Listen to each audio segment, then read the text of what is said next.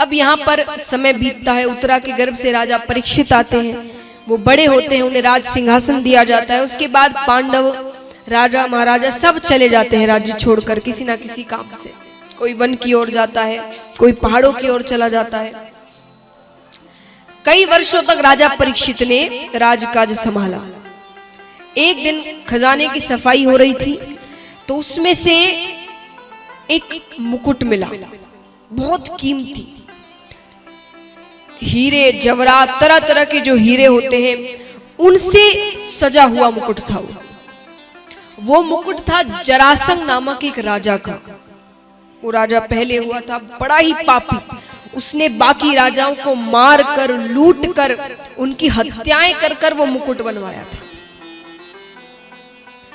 और जैसे मैंने कल कहा था, जैसा संग हो वैसा स्वभाव होता है। वो मुकुट लाया गया, साफ कर कर राजा को पहनाया गया। पहनते ही राजा के मन में हिंसक भाव आने लगे। राजा ने कहा आज शिकार खेलने चलते हैं। कभी वे शिकार खेलने नहीं गए, आज शिकार खेलने चलते हैं। जाते हैं, बीच रास्ते में दूर से देख रहे हैं कि एक शूद्र, एक पैर का बैल है उसके सामने, उसे लकड़ी से मार रहा है, बहुत मार रहा है, बहुत पीट रहा है। नीचे अधमरी हालत में एक गौ माता पड़ी है, उसे वो बार बार बीच में पैर की ठोकर मार रहा है। ठाकुर जी ने देखा कि राजा परीक्षित ने देखा कि मेरे राज्य में ऐसा क्रूरता का कार्य। तुरंत उसके पास आते हैं, तलवार निकालते हैं कि तुम कौन हो। उसने कहा मैं कलयुग हूं। कौन हूं मैं? कलयुग हूं। ये एक पैर वाला बैल, ये बैल कौन है? ये धर्म है। ये गौ माता कौन है? ये पृथ्वी है। कलयुग में पृथ्वी की यही हालत होगी। और ये जो बैल है धर्म है, इसके एक ही पैर क्यों है? बोले क्योंकि कलयुग में धर्म केवल दान से किया जाए। 4 लक्षण है या जो 4 महत्वपूर्ण बातें हैं धर्म की, उसमें से एक दान है। तो बोले जो बाकी 3 है, तप है, तपस्या है, वैराग्य लेना हुआ, ये सारी चीजें कलयुग के जीव कर नहीं पाएंगे। वैराग्य लेना, मोह माया छोड़ना, सुपारी नहीं छूटती किसी से, मोह माया कहां से छूटे? ये सारी चीजें कोई कर नहीं पाएगा, पर दान हर कोई कर सकता है। दान हर कोई कर पाएगा। तो महाराज कलयुग में अगर धर्म जीवित है तो दान से। तो जैसे मैंने कहा, वो शूद्र कहता है कि मैं कलयुग हूं। ये जो बैल है ये धर्म है, ये गौ माता पृथ्वी है। राजा परीक्षित ने कहा कि अगर ऐसा समय आने वाला है, उस समय तो कलयुग नहीं आया था, तो राजा परीक्षित ने कहा कि अगर ऐसा समय आने वाला है जिसमें धर्म की ये हालत होगी, पृथ्वी की ये हालत होगी, तो तुम्हारा तो मर जाना ही अच्छा है। ऐसा समय ही ना आए। वो तलवार निकालकर उसे मारने लगते। कलयुग कहता है कि मुझ में लाख अवगुण है, पर मुझ में एक ऐसा गुण है जो किसी युग में नहीं था। कैसा गुण? बोले कलयुग में केवल नाम मात्र से ठाकुर जी की प्राप्ति हो सकती है। कलयुग केवल नाम आधारा, केवल नाम मात्र से ठाकुर जी की प्राप्ति हो सकती है। 7 दिनों में, सिर्फ 7 दिनों में कल्याण हो सकता है, मुक्ति मिल सकती है, मोक्ष मिल सकता है। ये तो बड़ी अच्छी बात है। सच में और किसी युग में ये चीज नहीं है। और युगों में आपको तपस्या करनी पड़ेगी वर्षों तक, तब भी कोई पक्का नहीं है कि भगवान के दर्शन होंगे कि नहीं होंगे। पर कलयुग में केवल नाम मात्र से भगवान मिल सकते हैं। तो राजा परीक्षित ने कहा अच्छी बात है, चलो मैं तुम्हें मारता नहीं, लेकिन तुम मेरे राज्य में तो नहीं रह सकते। अब राजा परीक्षित ने पूरा राज्य ही जीत लिया था, सब कुछ जीत लिया था, जितने राज्य थे सब उनके हाथ में थे। कलयुग ने कहा कि सब तो आपका ही राज्य है, मैं कहां जाऊं? बोले वहां जाओ जहां मदिरा पान होता है, वहां जाओ जहां गलत कार्य होते हैं, वहां जाओ जहां डकैतियां होती हैं, वहां जाओ जहां गलत स्त्रियों के साथ संग होता है।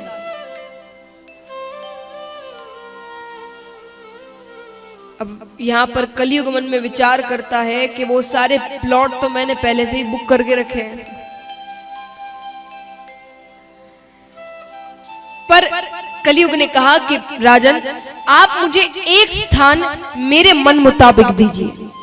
ये सारे स्थान ठीक है, मैं वहां चला जाऊंगा, मैं आपके राज्य में नहीं आऊंगा, लेकिन एक स्थान मुझे मेरे मन मुताबिक दीजिए। राजा ने कहा कौन सा स्थान? बोले मुझे स्वर्ण में स्थान चाहिए। स्वर्ण यानी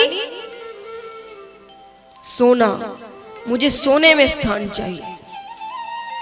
राजा ने कहा ठीक है, लेकिन तुम 5000 वर्षों तक अपना असर नहीं दिखाओगे। महाराज हम और आप कहते हैं कि कलयुग आ गया, कलयुग आ गया, घोर कलयुग आ गया, घोर कलयुग। कहां कलयुग आया? कलयुग की आयु कितनी है? मान लीजिए कलयुग एक इंसान है, उसकी आयु कितनी है? कोई जानता है यहां पर कलयुग की आयु कितनी है? 4,32,000 ये कलयुग की आयु है। अभी कितने वर्ष हुए हैं? 5,115 वर्ष। अब चलिए ये भी मत मानिए कि 5,115 वर्ष हो गए कलयुग के, नहीं, क्योंकि राजा परीक्षित ने कितने वर्ष मांग लिए थे कि तुम उतने वर्षों तक अपना असर मत दिखाना, 5,000 वर्ष। तो 5,000 वर्षों में तो कलयुग ने अपना असर बिल्कुल नहीं दिखाया था। तो कितनी आयु हुई अभी तक उसकी? 115 वर्ष। तो जिसकी आयु 4,32,000 है वो अभी 115 वर्ष का छोटा सा बच्चा है। बच्चा भी नहीं कहूंगी मैं, एक बिंदु मात्र है, अभी गर्भ में आया ही है। तो ये हाल है। सोचिए जब वो यौवन अवस्था को प्राप्त होगा तब क्या होगा। तो अभी तो कलयुग नहीं आया, अभी तो धर्म के कार्य हो रहे हैं, कथा हो रही है, सत्संग हो रहे हैं, सबके मन में भक्ति है, भगवान का थोड़ा सा भी अंश है। जब ये पूरी तरीके से खत्म हो जाएगा ना तब कलयुग आएगा। तो महाराज अब यहां पर ये सब कहकर राजा चले जाते हैं, लेकिन ये राजा भूल गए कि उन्होंने जो स्वर्ण में स्थान दिया है उसे राजा ने खुद ने सोने का मुकुट पहन कर रखा था। कलयुग उसमें प्रवेश कर गया। प्रवेश करते ही अब यहां पर वो शिकार खेल रहे हैं, हत्याएं हो रही है पशुओं की। खेलते खेलते खेलते वे भटक जाते हैं, सैनिक कहीं चले जाते हैं, राजा अकेले कहीं पड़ जाते हैं। रास्ते में घूम रहे हैं, दूर से एक कुटिया दिखती है, शाम हो गई है उन्हें। कुटिया के अंदर जाते हैं, कुटिया के अंदर एक ऋषि बैठे तपस्या कर रहे हैं, समीक ऋषि तपस्या में लीन है। तपस्या में महाराज अगर कोई ऋषि तपस्या करे, आप उनसे जाकर कुछ बात कहोगे तो वो थोड़ी सुनते हैं, वो ध्यान में नहीं रहते, उन्हें आसपास क्या हो रहा है कुछ नहीं पता, वो पूरी तरीके से भक्ति में लीन रहते हैं। तो राजा ने आकर 2-3 बार कहा कि मुझे प्यास लगी है, मुझे जल दीजिए। उन्होंने नजरअंदाज कर दिया कि वो तपस्या कर रहे हैं, वो कैसे सुनेंगे। 2-3 बार कहा, जब जल नहीं मिला, ऋषि ने कोई जवाब नहीं दिया, तो नीचे कुटिया में एक मरा हुआ सर्प पड़ा हुआ था। राजा ने उस सर्प उठाया और ऋषि के गले में डाल दिया, वहां से चले गए। वो दृश्य दूर से ऋषि के एक शिष्य ने देख लिया। उन्होंने ऋषि के बेटे से जाकर कहा कि अब नाम तो नहीं पता वो कौन था, पर दिखने में कोई राजा जैसा लग रहा था। उसने तुम्हारे पिताजी के गले में मरा हुआ सर्प डाल दिया। बिना सोचे समझे जाने बेटे ने वही खड़े खड़े कह दिया कि जिसने भी ये हरकत की है मैं उसे श्राप देता हूं, अगले 7 दिनों में तक्षक नाग के डसने पर उसकी मृत्यु हो जाएगी।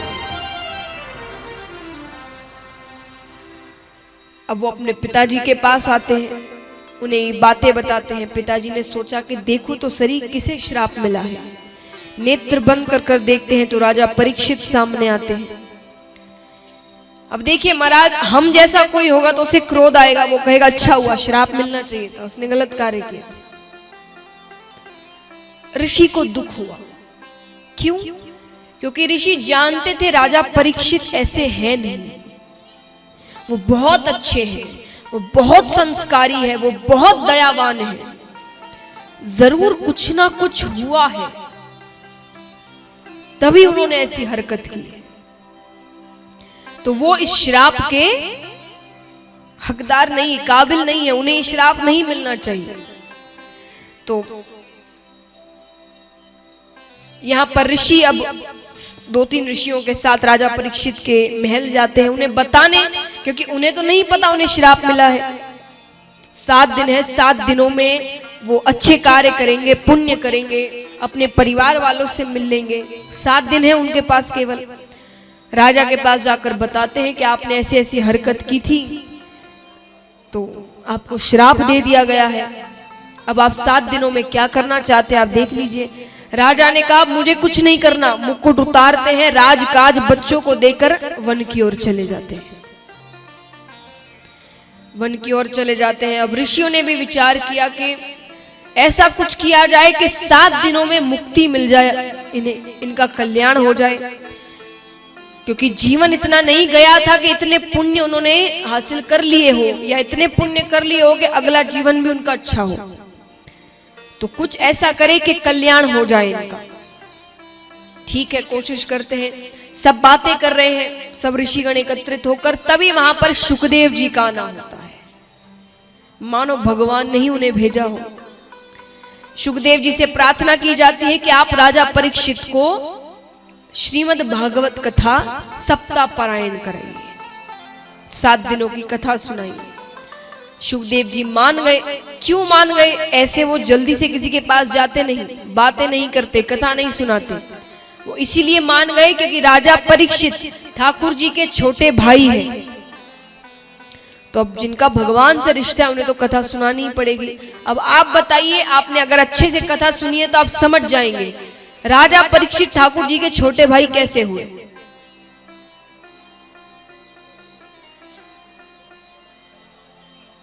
बताइए।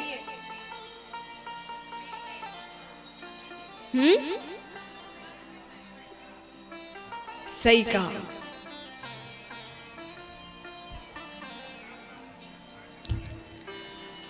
तो महाराज, गर्भ के अंदर से जो पहला बालक निकलता है वो बड़ा बेटा, छोटा बालक निकलता है वो छोटा बेटा।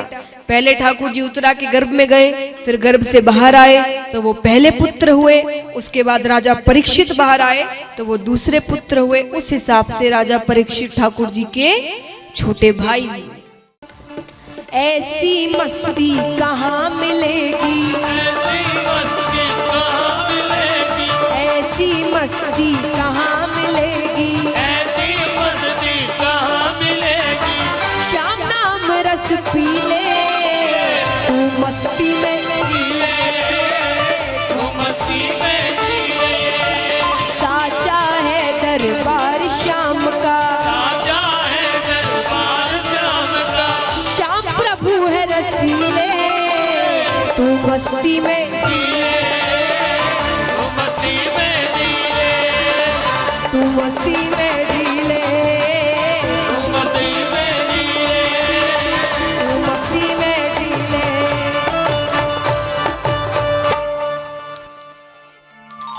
काली कमली वाला,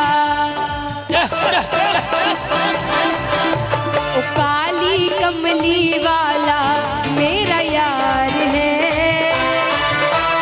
काली कमली वाला मेरा यार है।